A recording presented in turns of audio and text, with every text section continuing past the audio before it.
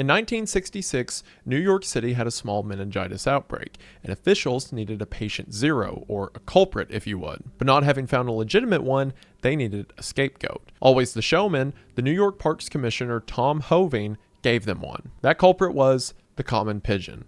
You know, those pervasive city-dwelling creatures that seem to sit on every building, every telephone wire, on every park bench in every major city. Birds that seemingly outnumber humans 2 to 1 and will happily eat your leftover chips, sandwich crust, and whatever else you leave behind. Hoving, like many New Yorkers, was not a fan. He had had enough of them. And it was in his declaration to the local news that we have the first recorded instance of the term rat with wings. Hoving clearly wasn't a man of history. On one hand, I can't reasonably expect him to know the full history of pigeons and how our coexistence with them is almost entirely our doing. Nor can I expect him to know that, from ancient Egyptian times to Victorian England, pigeons were a common sign of affluence and wealth. But you know, given the time, being only recently removed from the Second World War, I would have expected someone in his position, someone who would make that kind of blanket statement to the masses, to know that merely 20 years prior, the world was actually celebrating pigeons. That's right, there was once a time when pigeons were the most hailed of all animals, literal war heroes. No animal was as critical to the nations that relied on them in both World War